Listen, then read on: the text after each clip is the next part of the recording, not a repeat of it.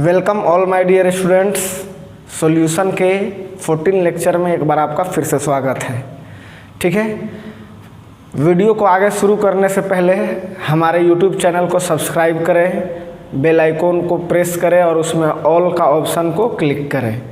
ठीक है, ताकि आपको लगातार वीडियो अपडेट होते रहे। अब एक आवश्यक सूचना है, जो बच्चे 10th की तैयारी कर रहे हैं, 10th बोर्ड की, इसी चैनल पर आपको 20 जून से यानी इसी 20 से आपका 10th का भी सिलेबस शुरू हो गया। इसीलिए 10th के विद्यार्थी जो भी हैं इसी चैनल को सब्सक्राइब करें। ठीक है, तब आते हैं हम लोग टॉपिक पर कि पिछले लेक्चर में हम लोग कहाँ थे। तो हम लोग कुछ फॉर्मूलेशन डेराइव किए थे vapour relative lowering of vapour pressure का। तो टोटल फार्मूला पिछले क्लास में हम लोग क्या क्या किए थे एक बार आपको रिमाइंड कर देते हैं हम।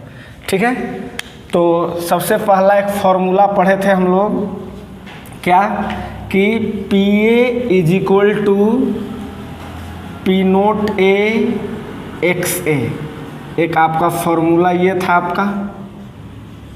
जितने फार्मूले थे हम आपके सामने रख देते हैं।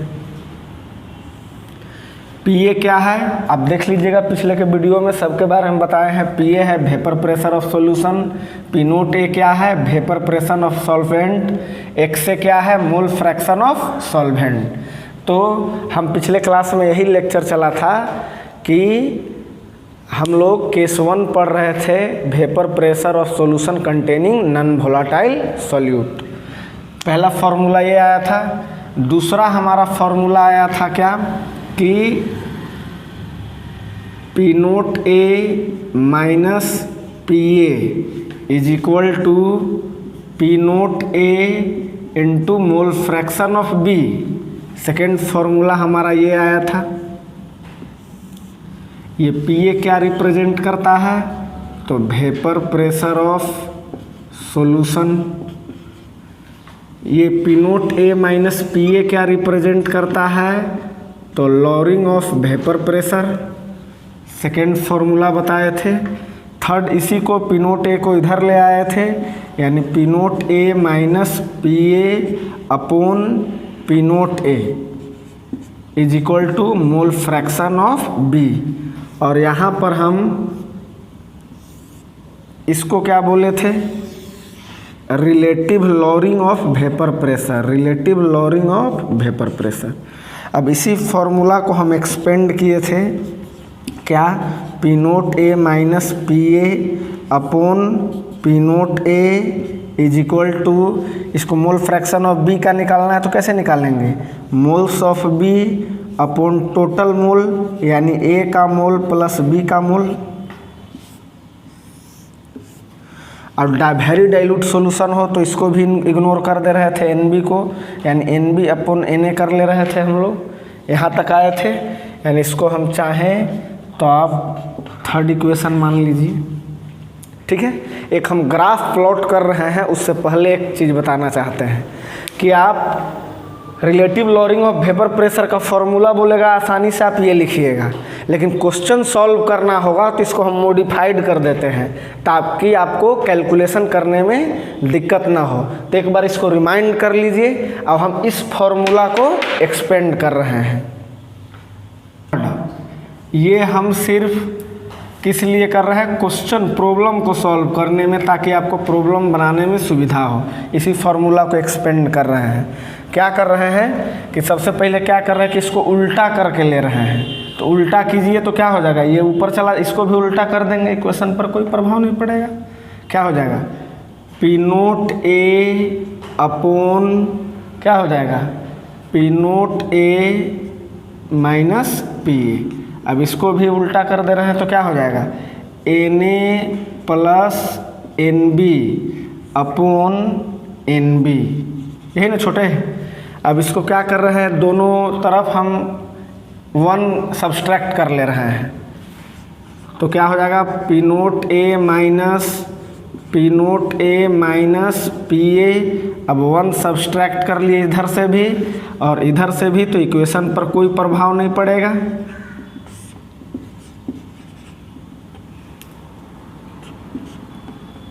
ऐसे ही ना।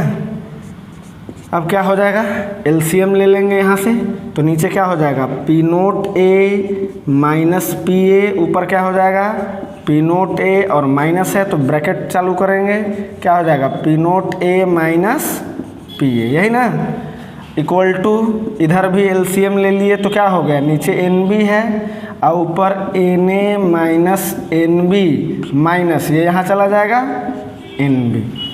ओके, अब देखिएगा ब्रैकेट तोड़ते हैं तो P note A minus P note A plus P upon P note A minus P, यही ना, इक्वल टू यहाँ पर क्या हो जाएगा, एन बी कैंसिल, यानी क्या आ गया, N A upon N B. अब यहाँ से भी पी नोट ए कैंसिल हो गया। ओके, तो क्या हो जाएगा मेरा फॉर्मूला, ऊपर आपका रहा पी ए और नीचे रहा P note A minus P ए। यहाँ पर ऊपर एन ए है और नीचे क्या है, एन बी है। अब जैसे शुरू में रिवर्स किया कि थे, उल्टा करके क्वेश्चन को लिए थे, अब फिर से उल्टा कर दीजिए तो क्या हो जाएगा, P note A minus P ए ऊपर चला जाएगा और पी ए नीचे आ जाएगा। अब यहाँ क्या हो जाएगा, N B upon N A. अब हमारा यही फॉर्मूला तैयार हो गया। हम इसलिए इसको तैयार कर रहे हैं कि आपको ये कहीं डेराइव वराइव नहीं करना है, क्वेश्चन में आप यही इस्तेमाल कीजिएगा। वेरी डाइल्यूट सॉल्यूशन के लिए फॉर्मूला हम क्या दिए थे, P note A minus P A बटा पी नोट ए यहाँ था, अब N B upon N A था। सिर्फ फर्क यहाँ क्या आया है, नीचे बदल गया है, पी ए आ गया है।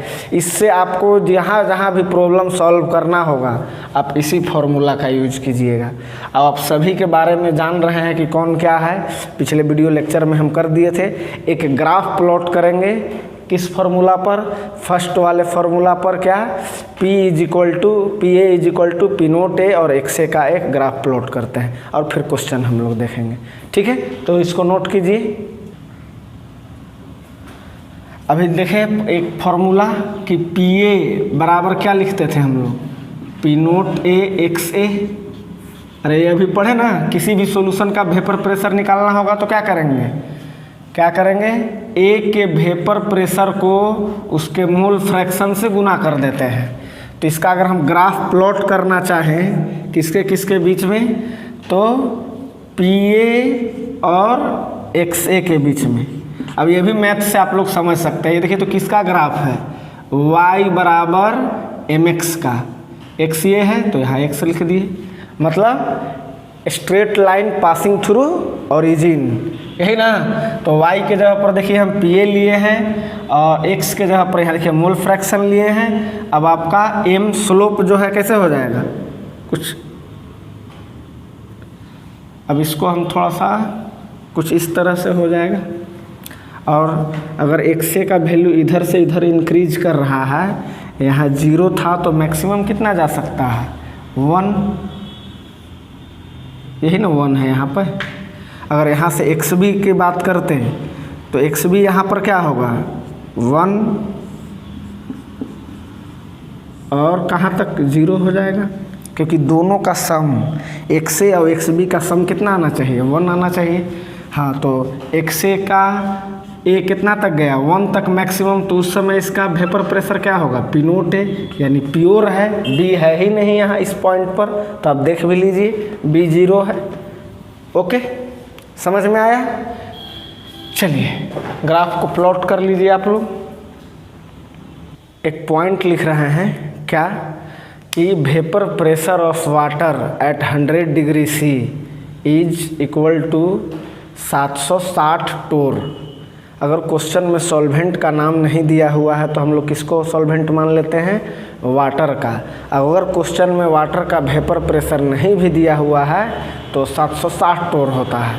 तो वही लिख रहे हैं हम कि vapour pressure of water at 100 degree C is equal to 1 atm pressure. Is equal to 1 atm pressure. अब 1 atm इज इक्वल टू होता है छोटे 760 टोर या 760 mm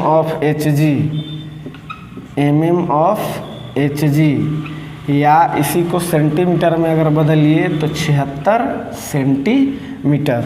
यानी कहीं क्वेश्चन में वेपर प्रेशर ऑफ वाटर, यानी वेपर प्रेशर ऑफ वाटर का मतलब सॉल्वेंट की सॉल्यूट, तो वाटर हमेशा सॉल्वेंट, यानी पी नोट का वैल्यू आपको हमेशा क्या होगा 760 टोर या 76 सेंटीमीटर या 760 mm ऑफ Hg।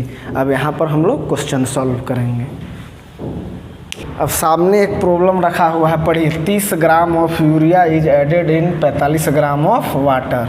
यानी 30 ग्राम यूरिया जो है, यूरिया क्या हो गया, पहले ये सिलेक्ट कर लिया करो, ये सॉल्यूट हो गया और वाटर क्या हो गया, सॉल्वेंट हो गया। ठीक है, कह रहा है at certain temperature A vapour pressure of pure water at that temperature is 300 mmHg। यानी क्या है, प्योर वाटर यानी सॉल्वेंट की बात कर रहा है, यानी पी नोट ए का वैल्यू यहाँ पे दिया हुआ है। देन कैलकुलेट, पहला क्वेश्चन आपसे किया है mole fraction of solute and solvent. तो mole fraction of solute and solvent कैसे निकालेंगे, फर्स्ट का सॉल्यूशन देख रहे हैं, आसानी से निकाल सकते हैं।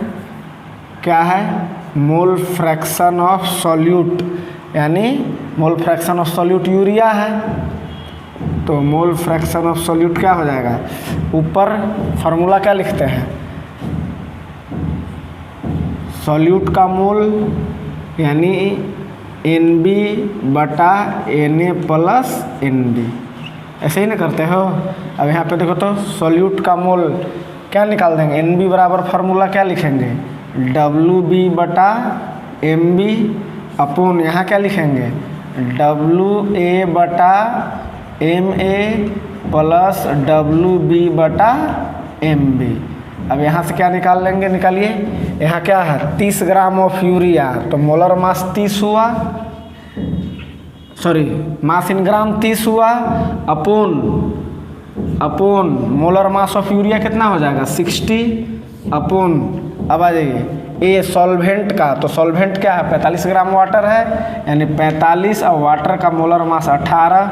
और यहाँ से फिर से 30 अपोन 60, यानी इसको अगर हम कैलकुलेट करें तो ऊपर आ जाएगा 1/2, ऊपर आपका आ जाएगा 1/2 और नीचे आ जाएगा 9 से इसको काट दीजिए तो 9 × 45 और 9 दूना 18, यानी 5/2 प्लस 1/2।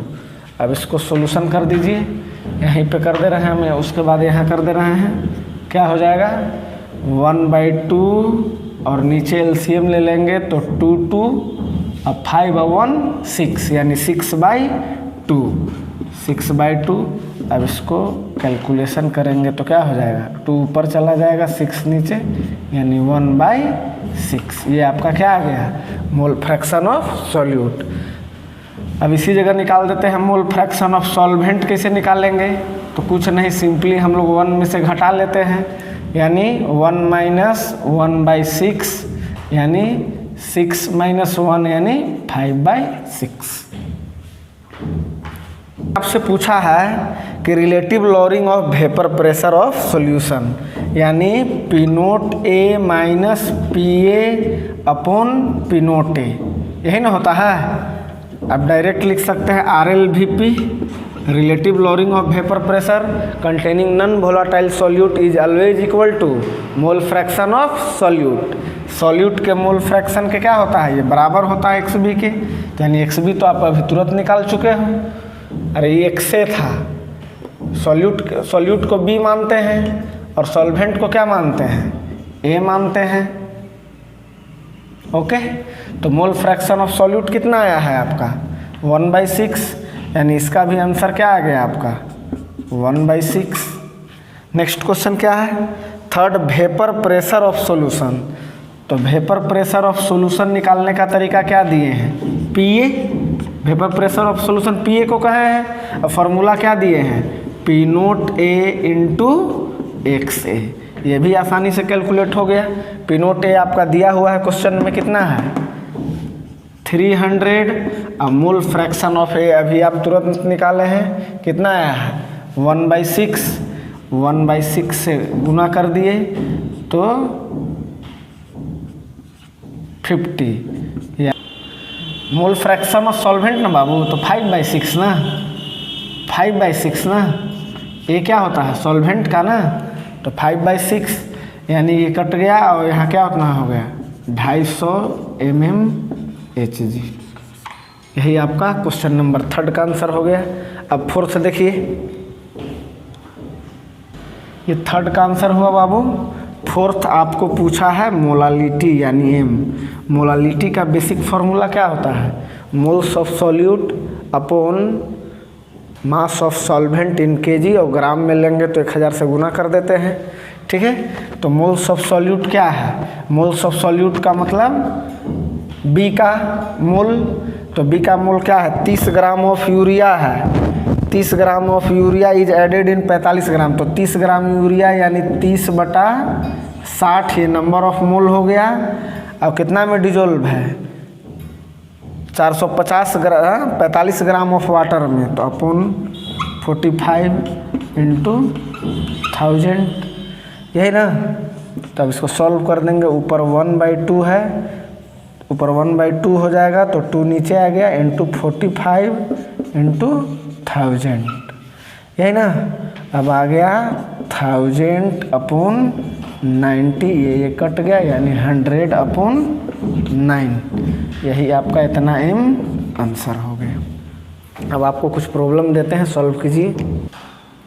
तो देखिए एक क्वेश्चन आपके सामने रखे हैं, क्या है vapour pressure of water eight 298 kelvin is 17.53 mm of Hg। Calculate vapour pressure of solution. Vapour pressure of solution यानी आपको PA का वैल्यू निकालना है, आपको इतना वाट है। तो आप गिवेन उभेन करने से पहले सबसे पहला सिलेक्शन एक ही कीजिए, फट से ढूंढिए कि सॉल्यूट और सॉल्वेंट कौन है। तो साफ दिख रहा है कि vapour pressure of water 298 kilo, इतना इतना इतना। Calculate vapour pressure of solution when 25 gram of glucose is dissolve in 450 gram of water, यानी 25 ग्राम ऑफ ग्लूकोज ही क्या हो गया सॉल्यूट हो गया, यानी बी हो गया आपका, और 450 ग्राम ऑफ वाटर हो गया यानी ए हो गया आपको ये नहीं। तो चलिए हम लोग फार्मूला सबसे पहले लगा देंगे। हम बताए हैं कैलकुलेशन करने के लिए आपको formula P naught A minus PA बटा P नोट PA आपको डिराइव करके हम बताए थे कि हर जगह आप इसी फार्मूला का यूज कीजिएगा। अपन क्या हुआ था NB/NA आया था, यही मेरा फार्मूला तैयार हुआ था। अब इसी को हम आगे ले चल रहे हैं, क्या P naught A minus PA upon PA। और number of moles of B कैसे निकालेंगे बोलिए, क्या लिखेंगे WB/MB, और Na कैसे निकालेंगे यानी WA/MA। अब वैल्यू पुट करना शुरू कीजिए। P नोट A क्या है सॉल्वेंट का वेपर प्रेशर दिया हुआ है 17.53, पुट कर दिए 17.53 माइनस PA अपॉन PA, यही निकालना है हमको vapour pressure of solution. WB यानी मास इन ग्राम ऑफ सॉल्यूट, सॉल्यूट का मास ग्राम में कितना है 25, और ग्लूकोज का कितना होता है मोलर मास 180। अब आ जाइए सॉल्वेंट क्या है 450 ग्राम है, 450 ग्राम क्या है वाटर है, वाटर ही है ना, यानी 18। अब इसको सॉल्व करते हैं, इधर हम ऊपर क्या आ गया 17.53 minus PA upon PA is equal to, अब इसको आप ऐसे लिख लीजिए 25/180 इंटू नीचे क्या था 450, अब ये 18 ऊपर चला जाएगा यानी इंटू 18। अब इसको सॉल्व कर दीजिए आप, क्या हो जाएगा ये 18 से इसको अगर आप काट दीजिए तो 10 बार में कट जाएगा। अब 5 से इसको काटिए 90 बार में एक बार और कट जाएगा हमको लगता है।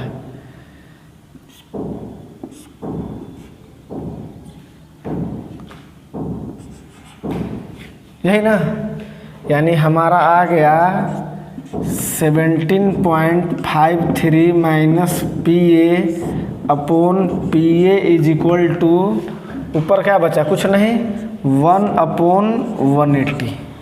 यही ना। अब इसको हम आगे सॉल्व करते हैं तो क्या हो जाएगा, क्रॉस मल्टीप्लिकेशन, तो PA इधर आ गया। अब इसको इसमें गुना कीजिए तो क्या हो जाएगा, 180 इंटू 17.53 माइनस 180 PA। ठीक ना।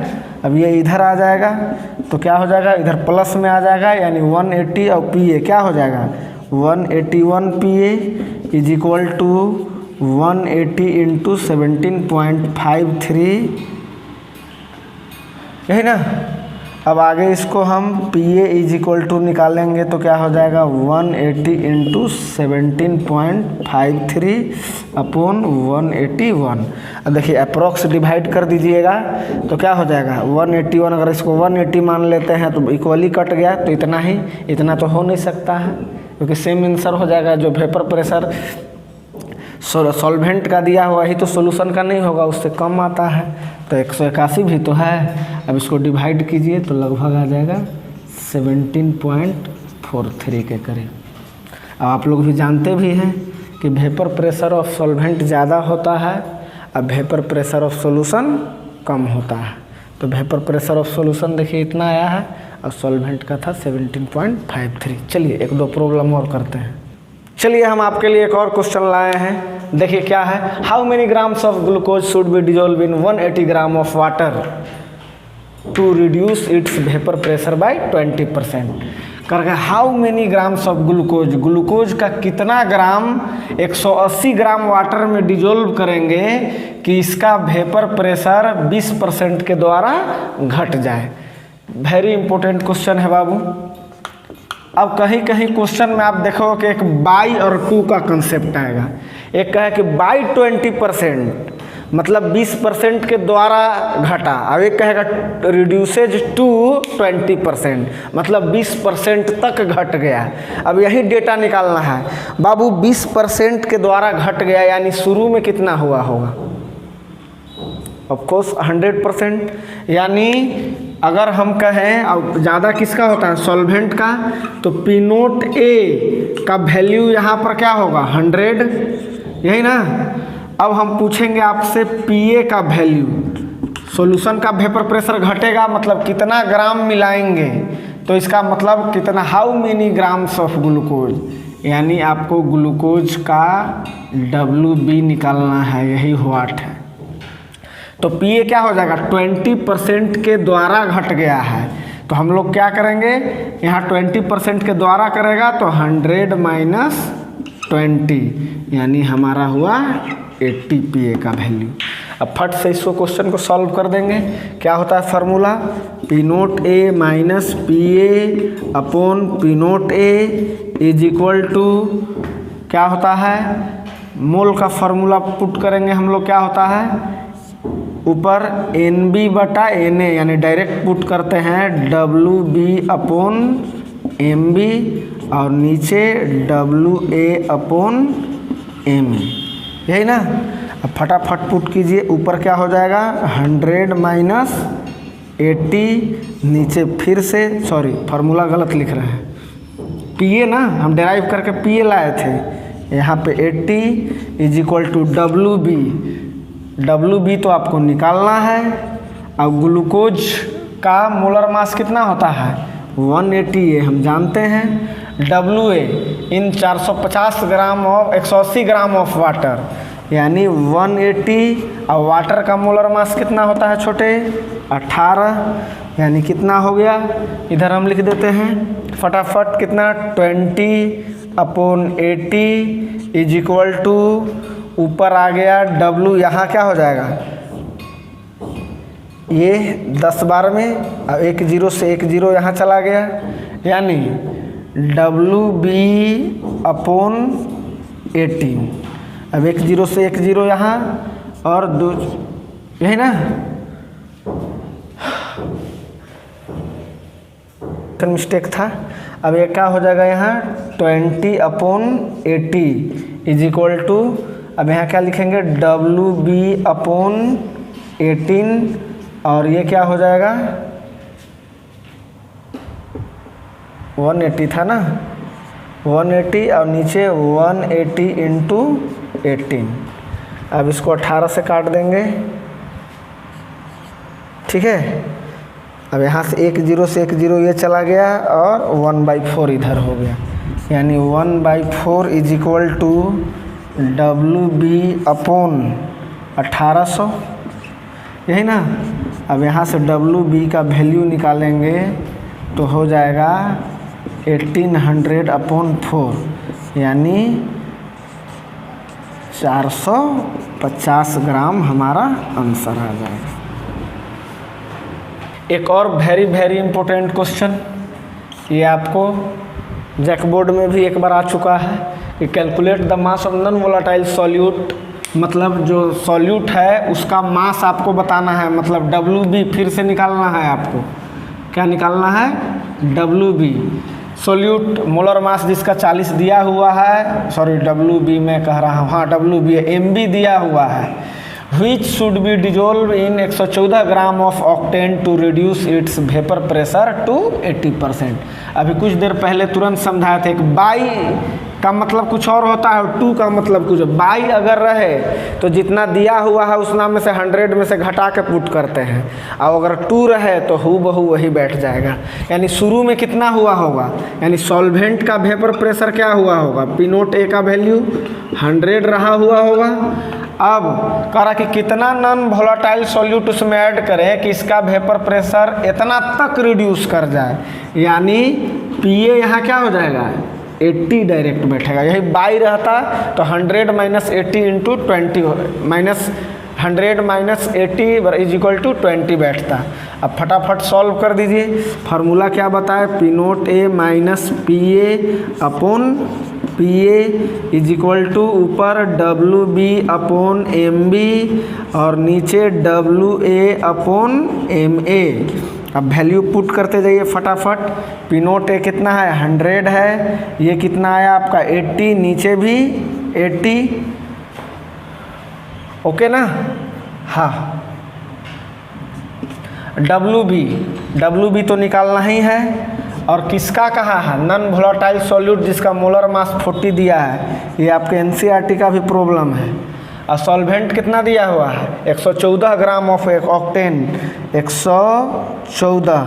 अब ऑक्टेन का फार्मूला क्या होता है C8H18।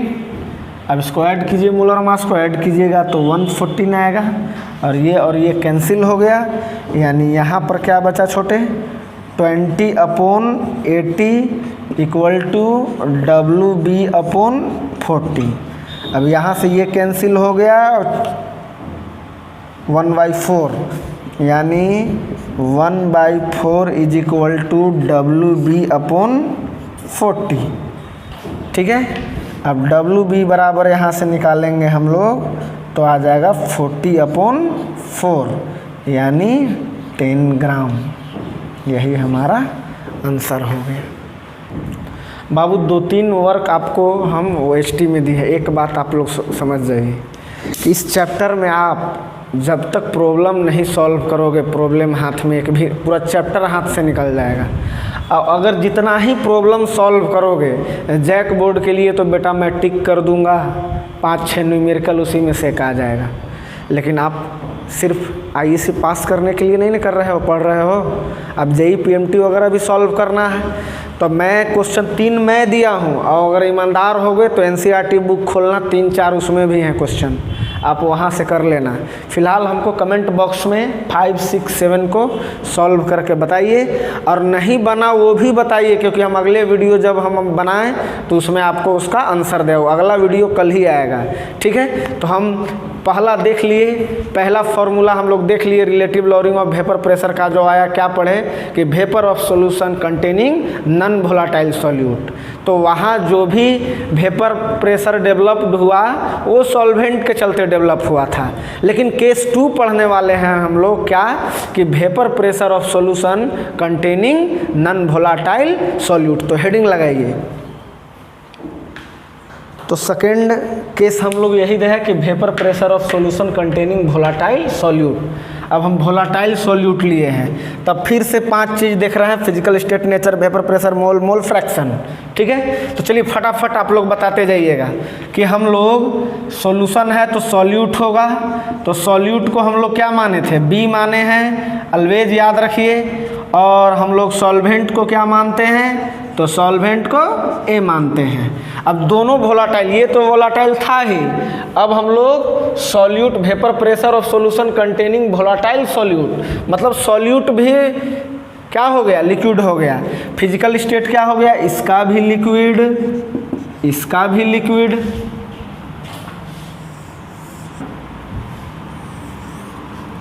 इसका भी लिक्विड। जल्दी से नेचर क्या होगा, नेचर क्या होगा, तो इसका नेचर होगा कि ये वोलेटाइल होगा, वोलेटाइल, ओके, इसका भी नेचर वोलेटाइल। अब आइए वेपर प्रेशर, इसका वेपर प्रेशर, चूँकि कुछ ना कुछ वेपर प्रेशर होगा, बी का है इसीलिए इसको हम पी नोट बी मान लिए। अब ये ए का है तो पी नोट ए मान लिए।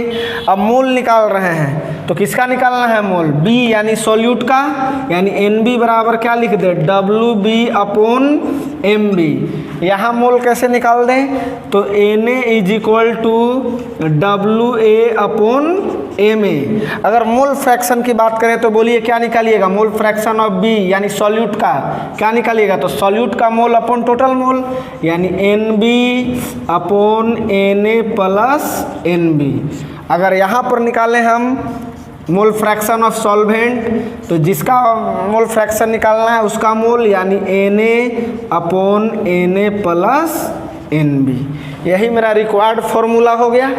ठीक है, अब हम लोग फॉर्मुलेशन करते हैं इस पर कि क्या होता है दोनों को मिला के जब सॉल्यूशन बनाते हैं। चलिए अब हम 2 लिक्विड ले रहे हैं, एक लिए हैं प्योर लिक्विड ए लिए हैं, अब एक लिए हैं प्योर लिक्विड बी लिए हैं। ठीक है, अब प्योर लिक्विड ए है तो इसका वेपर प्रेशर, इसका वेपर कुछ बनेगा, और जब ये दोनों इक्विलिब्रियम में एस्टेब्लिश्ड हो जाएंगे तो जो प्रेशर डेवलप होगा उसी को हम लोग वेपर प्रेशर कहे थे। यानी ये क्या हुआ, पी नोट ए का है। अब इधर आ जाइए, बी भी हम सॉल्यूट भी वोलेटाइल कर दिए हैं, सॉल्यूट भी वोलेटाइल है और सॉल्वेंट तो था ही, तो यहाँ भी ओके।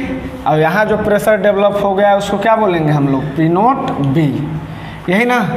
अब यहाँ हम अपने से मान लेते हैं, किसी को भी मान सकते हैं कि एक को ज़्यादा वोलेटाइल मानिए और दूसरे को कम वोलेटाइल मानिए। तो हम इस जगह मान ले रहे हैं, यहाँ पे हम मान लिए कि ए इज मोर वोलेटाइल देन, मोर ऊपर ले लेते हैं थोड़ा सा, यहाँ दिखेगा ना आप लोग को, ए इज मोर वोलेटाइल देन, आप किसी को भी मान सकते हो, मोर वोलेटाइल देन बी। मान लिए हम कि ए मोर वोलेटाइल किससे है, बी से। तो जब ऐसा होगा तो वेपर प्रेशर भी किसका ज़्यादा होगा, ए का ज़्यादा वोलेटाइल है तो बी के कंपेयर में। तो क्या यहाँ पर लिख सकते हैं कि पी नोट ए इज, इसी के चलते इससे लिख रहे हैं P note A is greater than क्या, पी नोट बी लिख सकते हैं क्या। अब आइए, एक ज़्यादा वोलेटाइल है, एक क्या है, कम वोलेटाइल है। अब दोनों को मिक्स कर रहे हैं, तो दोनों को छोटे मिक्स कर रहे हैं, दोनों को मिलाइए, दोनों को मिला रहे हैं हम, तो एक नया सॉल्यूशन तैयार होगा। अब क्या हो जाएगा कि यहाँ सॉल्यूशन बन जाएगा, और इसमें कौन कौन से कंपोनेंट होंगे, तो एक होगा सॉल्वेंट होगा और एक होगा सॉल्यूट होगा। अब इस जगह जो सरफेस पे मोलिक्यूल्स होंगे, सरफेस पर जो मोलिक्यूल्स होंगे वो एक ए होगा तो दूसरा बी होगा, एक ए होगा एक क्या होगा, बी होगा, एक ए होगा एक बी होगा। अब वोलेटाइल कौन ज़्यादा था, अब इसका वेपर भी डेवलप होगा। वोलाटाइल ए ज़्यादा माने थे तो इसको हम बड़ा एरो से दिखा दे रहे हैं, बी को कम वोलाटाइल माने थे, ऐसे ही ना। तब यहाँ पर अगर हम सॉल्यूशन के वेपर प्रेशर की बात करें तो जो कंपोनेंट का जो ज़्यादा वोलाटाइल था उससे सॉल्यूशन का वेपर प्रेशर कम होगा, और जो कम वोलाटाइल था उससे सॉल्यूशन का वेपर प्रेशर ज़्यादा होगा। यानी यहाँ पर हम क्या लिख सकते हैं कि सॉल्यूशन को हम क्या मान ले रहे हैं, P मान ले रहे हैं, क्योंकि ये क्या हो गया, vapour pressure of solution, vapour pressure of solution. अब इसी के बारे में हम बताने वाले हैं कि वेपर प्रेशर ऑफ सॉल्यूशन जो है वो लेस होगा किससे, वेपर प्रेशर ऑफ किससे, ए कंपोनेंट से, क्योंकि ये मोर वोलाटाइल था, और बी से क्या होगा, ग्रेटर होगा, क्योंकि बी क्या था, लेस वोलाटाइल था। तो सॉल्यूशन बना है तो एक मोर वोलाटाइल है, एक लेस वोलाटाइल है, वो दोनों के बीच में सॉल्यूशन का वेपर प्रेशर होगा। यानी एक ऑब्जेक्टिव यहाँ से ऐसे एक बार जेई में पूछा हुआ है ये करके कि P जो है वो लेस होगा किससे, P नोट ए से, और ज़्यादा होगा किससे, P नोट बी से। अब हम लोग vapour pressure of solution containing volatile solute का फॉर्मूला तैयार करते हैं। पहले इसको नोट कर लीजिए। तब बाबू हम लोग अब वेपर प्रेशर ऑफ सॉल्यूशन निकालेंगे।